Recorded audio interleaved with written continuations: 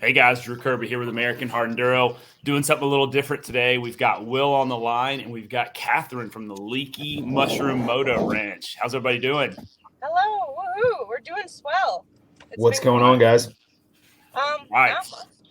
Oh, No, sorry. sorry, Catherine. So we've got you on. You guys are traveling from California to, I think, actually Tennessee. The first thing we kind of want to talk about, I want to know what Leaky Mushroom Moto Ranch is. Yeah, so it's kind of a hard question to answer. For the most part, a lot of people know us for our clinics. So we teach a lot of dirt bike coaching.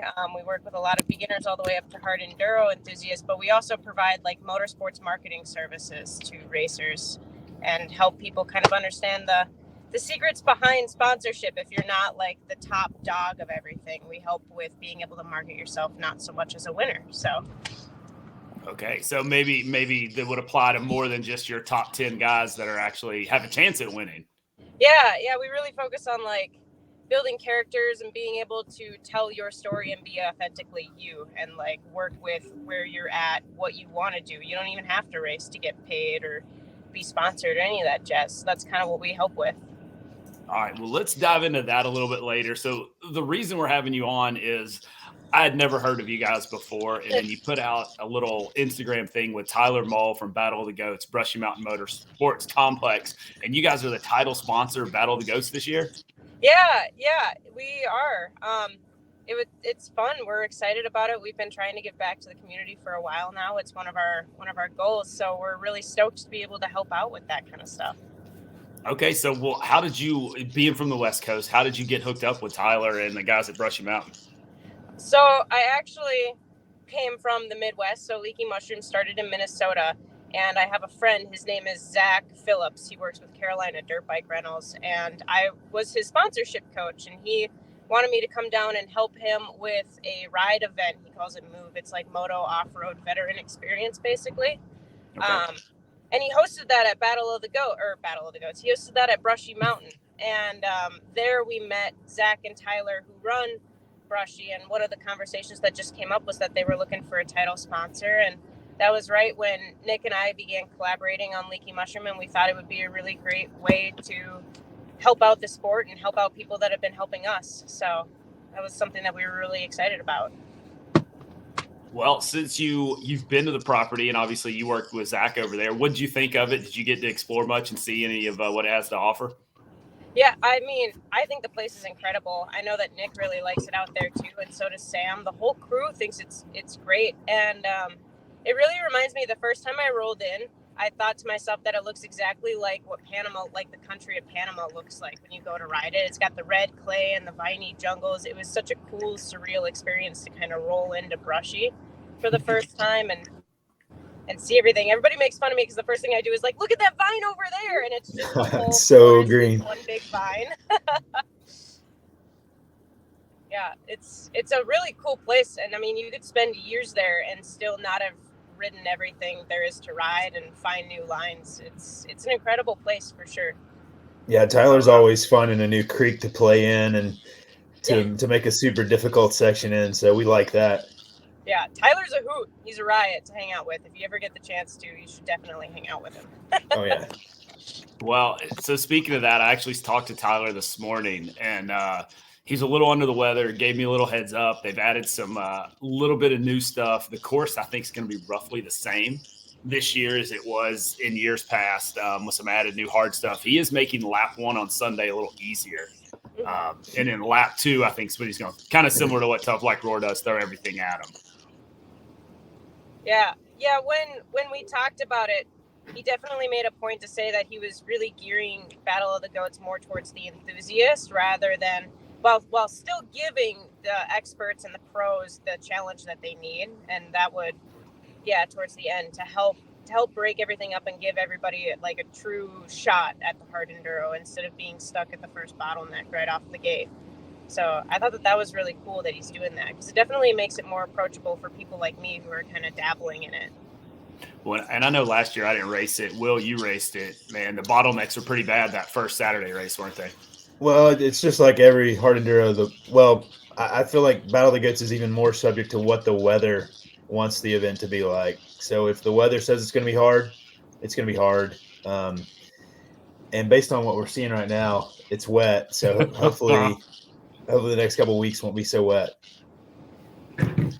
Yeah, no. All right. So we talked about Battle of the Goats a little bit. I'm excited. We've got, I think, the Moab Hard Enduros this weekend, and we got a couple weeks till Battle of the Goats. So what are you doing headed across the country to, I think, Tennessee? Yeah, we're headed to Tennessee, Chattanooga, Tennessee to do.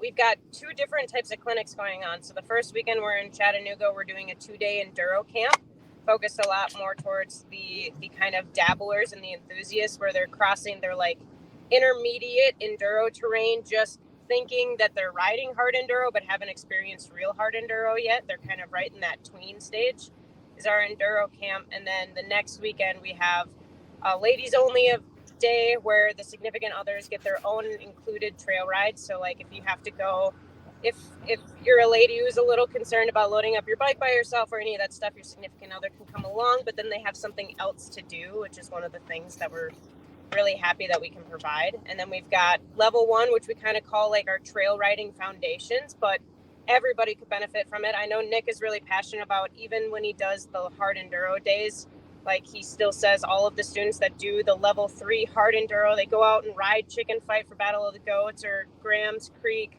all of that stuff. He says they could still benefit from showing up to level 1 and drilling those basics and the foundations that we give you, because they apply so much in all the levels from level 1, level 2, and level 3. So it's just kind of our approach to them changes based off of the class. All right, so you're doing that in Chattanooga, and then from there, what's next? Are you going on to Battle of the Goats, or have you got some other clinics going on? Yeah, well, we've got a full tour going on. So we go from Chattanooga, Oh, okay. 2 weeks in Chattanooga, and then we show up to Battle of the Goats. And then after Battle of the Goats, we actually have a clinic in Arkansas, and then back to Brushy, and then we go up to Kairos, and then we're doing a Midwest loop. So then we're in Minnesota, South Dakota, doing a tour in the Black Hills, North Dakota, Montana, and then we come back to the east for TKO, and then we shoot back across back to California, where we set up for the East Coast over the winter, for the West Coast over the winter. Wow, so you're going to be gone, through August, through the whole summer then? Yep, we're on tour all the way through August. Oh, wow, that sounds like fun. So when you're going up to Kairos, you mentioned that. Is that going to be part of in collaboration with the U.S. Hard Enduro that's up there, or is it just totally separate event? No, they're totally separate. We kind of wanted to follow the circuit just a little bit, but we didn't want to cross lines. We just found out that Max Gerson's doing some clinics, so we didn't want to step on any toes or anything. We wanted to make sure that he has his own space. So we're doing the clinics the week after the River Monster Enduro. Okay. So, yeah, but we did that so that the lines would still be set up. We asked permission from the landowner that we could actually use the hard enduro course as part of our clinics, so that we can talk about how to best to approach things like bottlenecks and picking lines. And we workshop a lot of the stuff that you would see in hard enduro races at those locations. All right. So for anyone listening, whether it's the actual listener or maybe a spouse, what would what makes y'all's clinics different from, like you mentioned, Max's clinics? We really focus on the context of the situation. I think I just made a post about this and we've been talking about it for a while, but the context is really important. So a lot of times we hear just simple phrases like, for example, you have to keep your weight up front in order to go uphill. So like you have to be at the front of the bike in order to go uphill. But there's so much context around that's missing. Like people hear, I got to get my weight forward in order to go up, that's the only way that they can go uphill for the rest of their lives.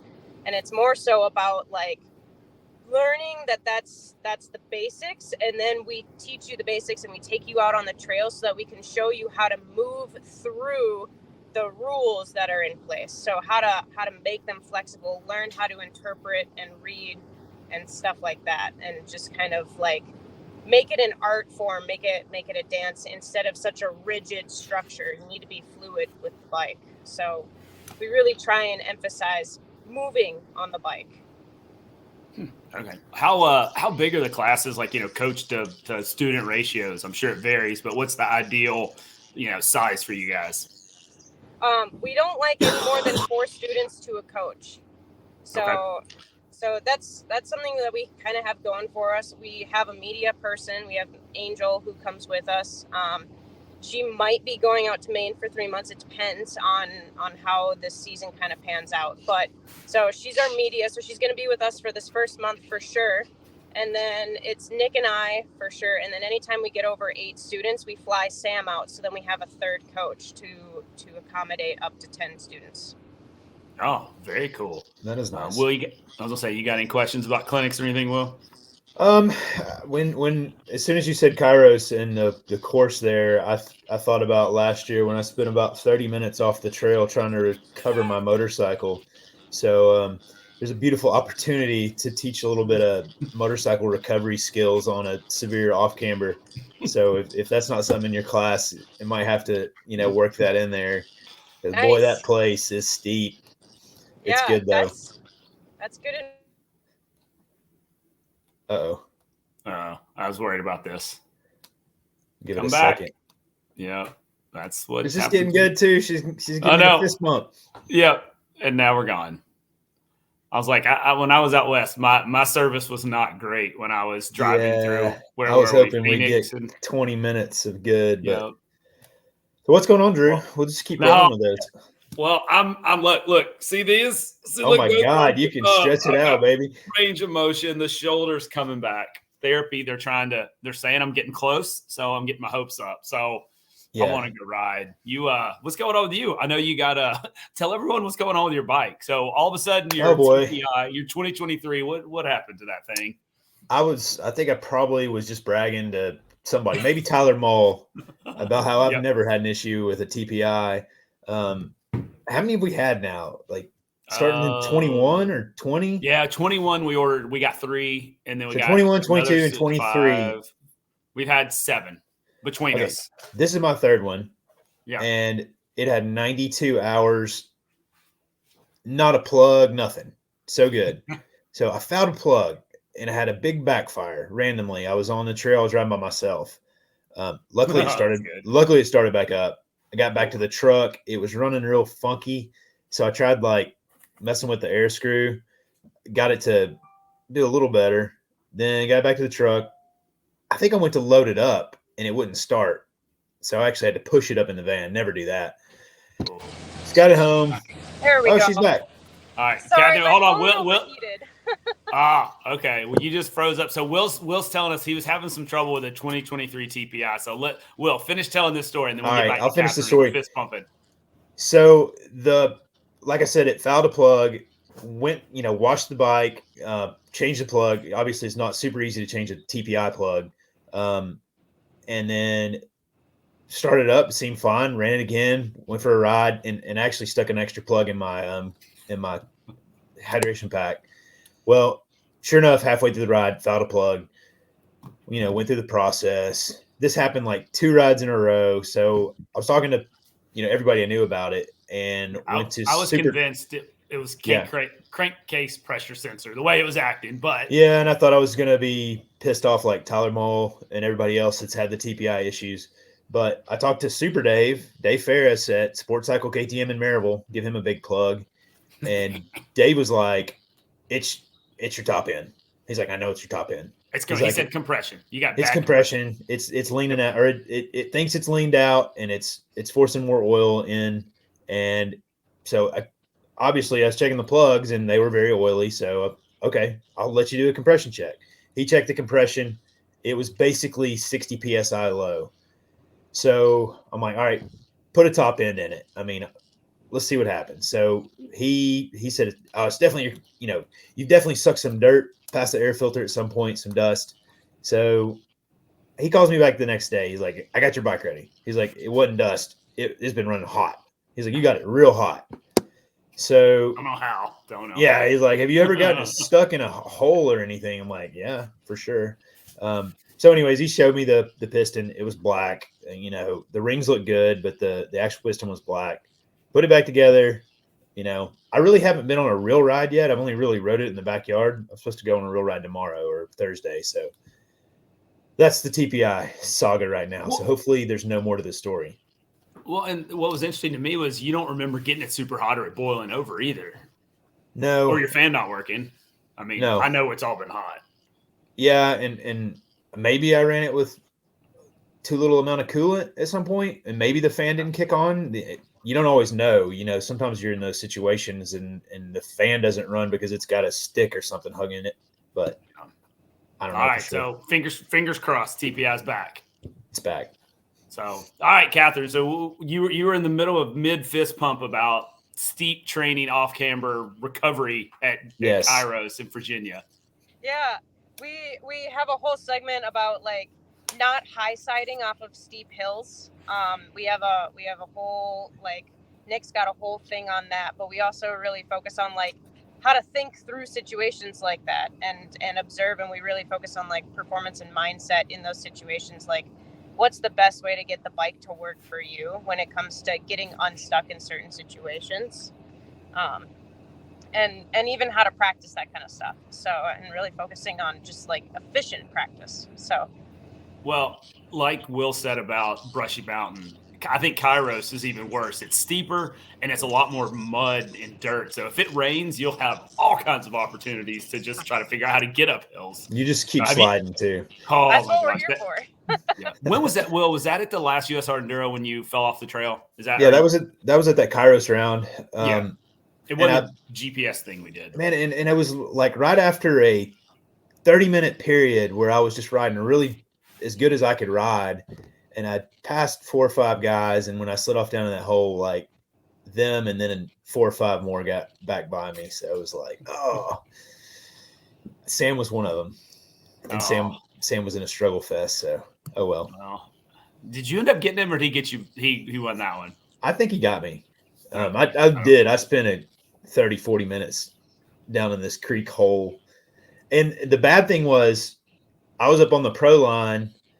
And I could see the B line down below, so I could have dropped down to the B line and ran the trail backwards and done a big hill that I already done. But I was like, no, I'm gonna make it happen.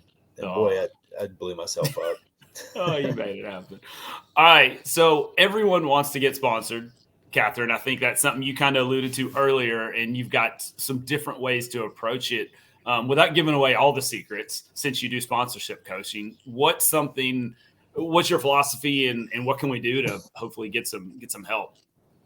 Well, I'm a big proponent of like being yourself is how you actually get sponsors. So one of the things that we really focus in on and we hone in on, Nick and I just had a conversation about it yesterday, is like at some point in your experience, whatever it is that you're doing, is you experienced a problem and you overcame that problem.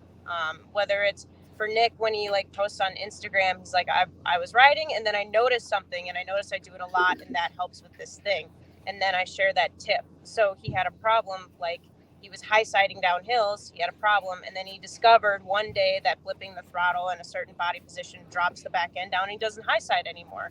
So then he shares that tip, and that like ability to problem solve and then want to share that problem that you solved with the world essentially is where sponsors come in.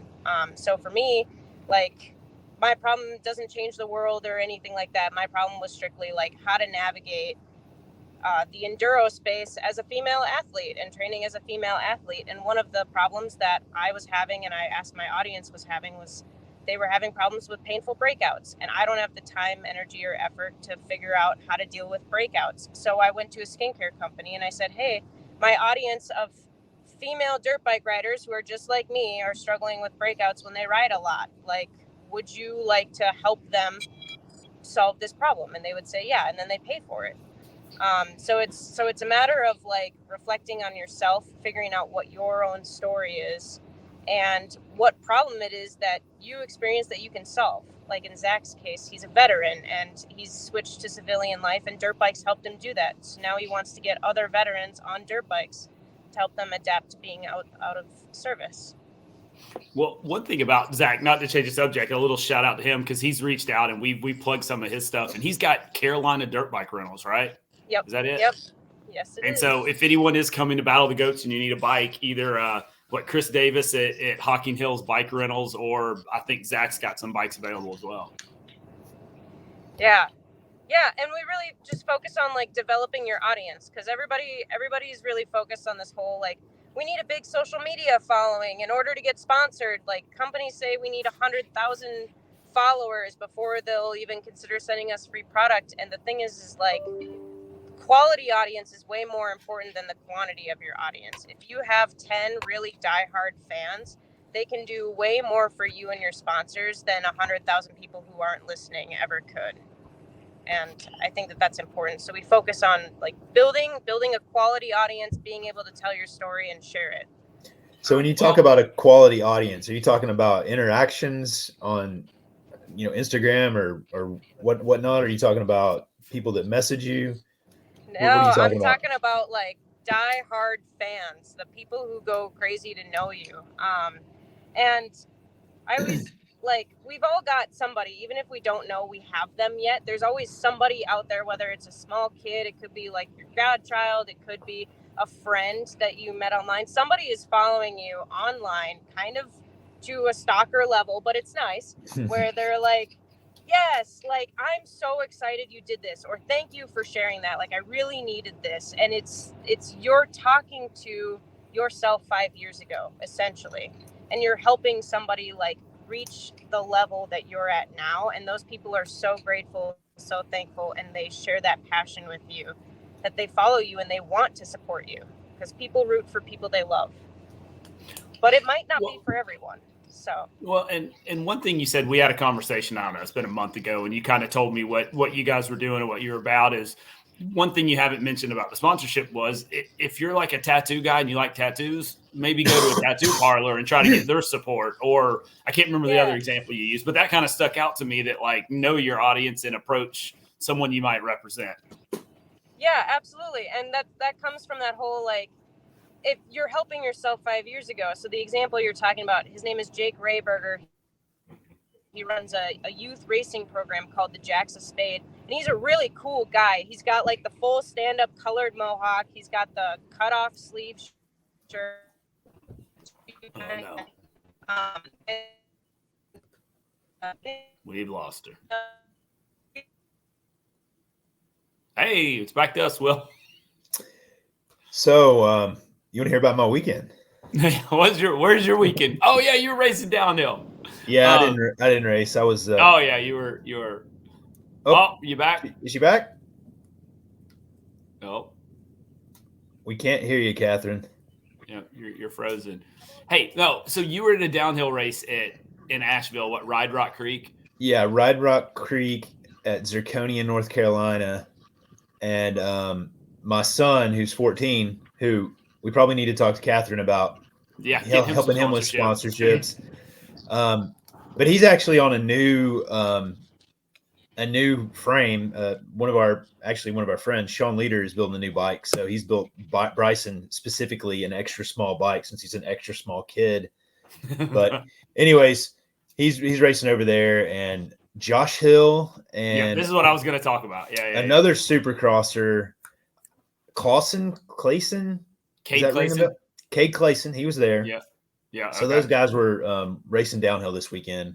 So it was really cool to see that. And Josh Hill had his Stark Varg ripping laps on Friday night.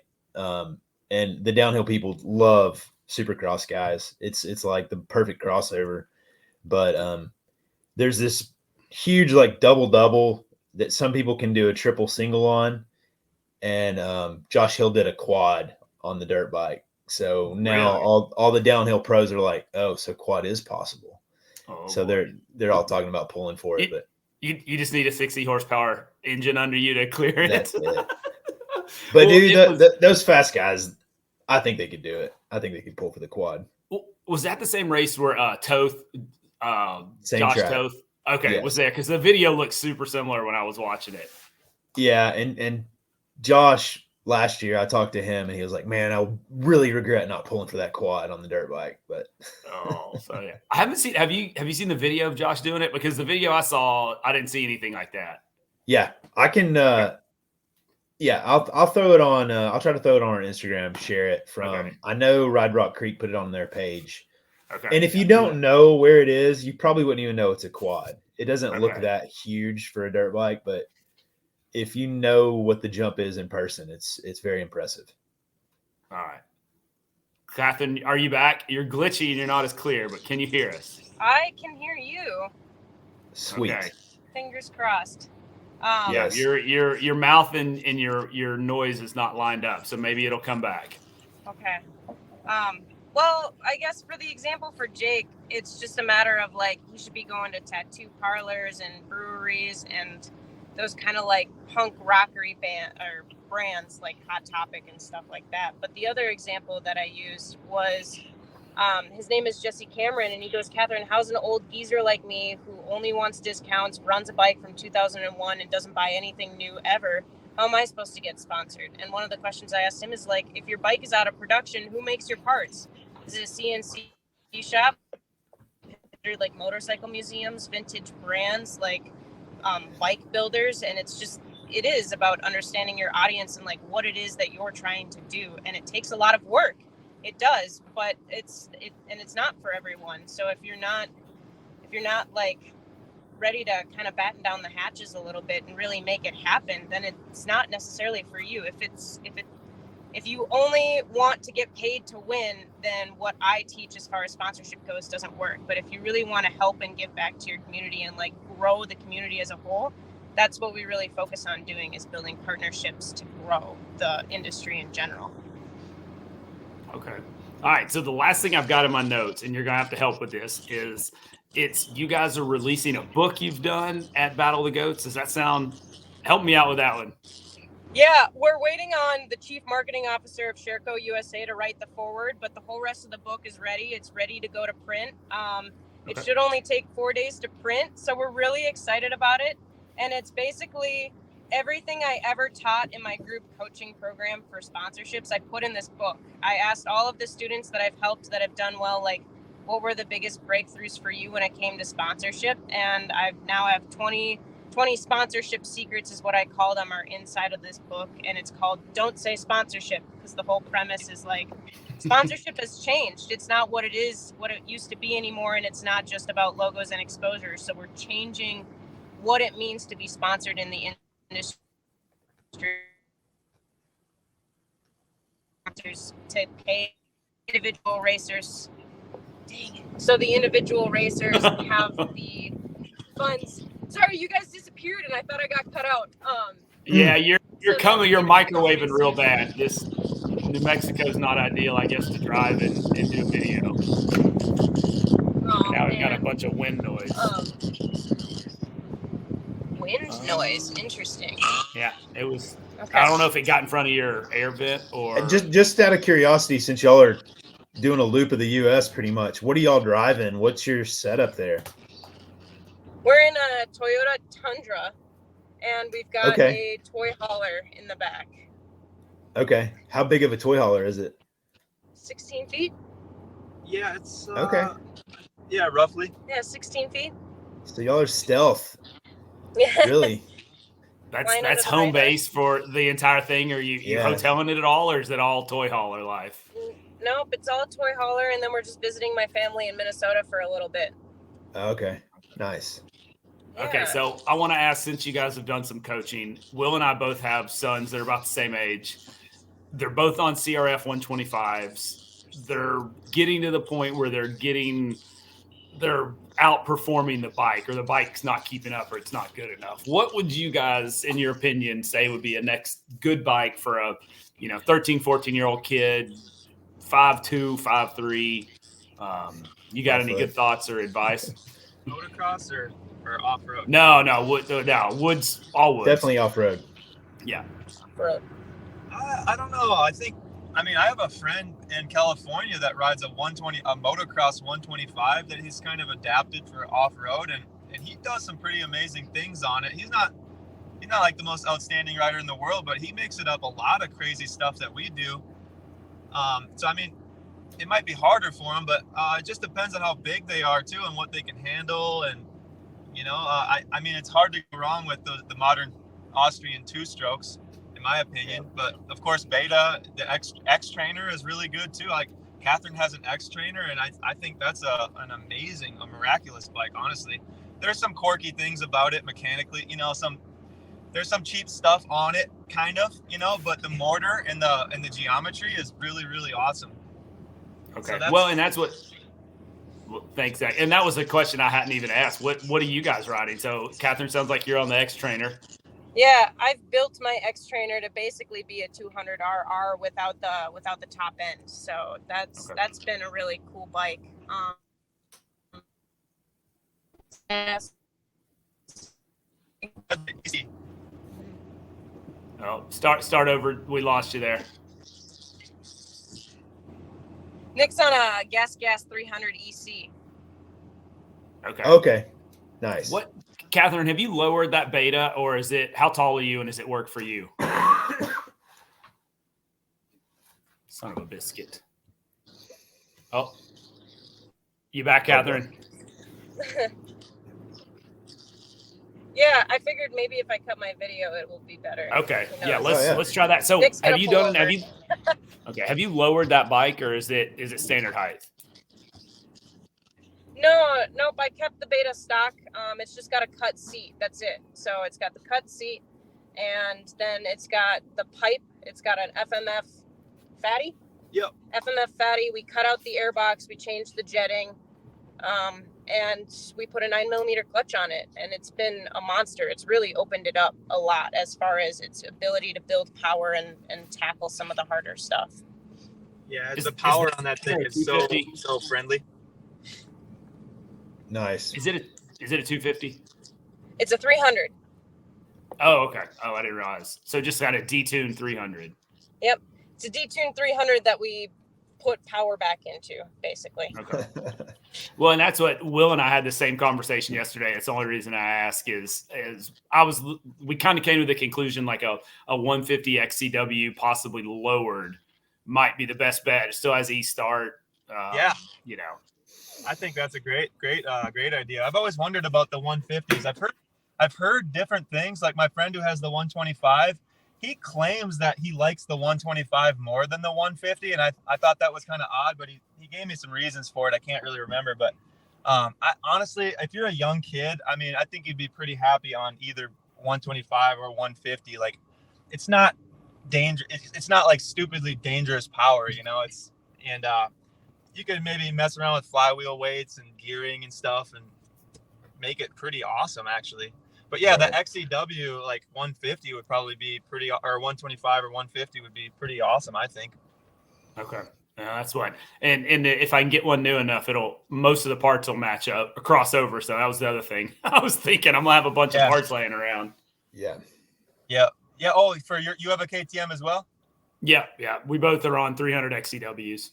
I think, that helps. That's one nice thing about the Austrian bikes is like there's such a huge community of, they have their problems as well, right? But there's such a community and like big, so much resources to like fix stuff, and there's parts and stuff. Whereas Beta, as much as I want to root for Beta and Sherco, it can be kind of a challenge to, like the clutches on the Shercos and just different things, whereas the KTMs, there's more, like you said, there's more common ground between the bikes.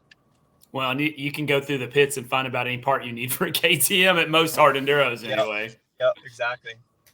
So, all right. Well, you guys got anything else you want to tell everyone before we wrap this up? I can't think of anything. Yeah, I guess just you can check out all of our stuff at leakymushroom.com. We have a clinic tab, a sponsorship tab. We just did an online course. We did just do an online course. Dang, Nick's Nice. throwing it out there. Yeah, we just launched that. It's basically everything you'll ever get from us in person, and we highly recommend before you take our clinics that you actually enroll for the first 15 days free to check out the online course, because everything we teach in the online course we do in the clinics, and it just helps kind of prepare you for the clinics, if you will. Okay. All right. Will, you got anything else? I guess sign up for Battle of the Ghosts is open now. So I know there had been some questions about that. So go to ushardenduro.com, click on the registration link, and it'll take you there. And it's, I think you have to apply for a number now, which was a little different than in the past. But hopefully everybody's already got that. So just get signed up. And I'll say if they're listening to this, they probably have. yeah, they probably already got signed up. Yeah. I just now got my number. So Oh, did you get a number? What number did you get? I don't know. It was a pretty high number. So Oh, we'll really? see. They didn't have your number. All right. Might have been 227. No, there we go. There we go. I was Will you Yeah, guys listening. Nat, say What's that that? again, Zach. Will you guys be there? I am 90% in. My son is racing at Massanutten in Virginia that weekend, and I think I'm just going to let him go with his team. And if I can do like a 3-week boot camp for myself and get myself into shape, then I'll be there. Otherwise, I'm going to lay out. So we'll see how that goes. Okay, cool. I'll be there running around. I'm not cleared to ride / race yet, so I'll be on a bike, easing around, checking things out for sure. Great, Cool. great. Awesome. Well, I'm stoked to see you guys there, and really sorry about the scheduling and the reception. That was totally on me. So I think we made it work. We filled in the gaps. We had some other stuff going on.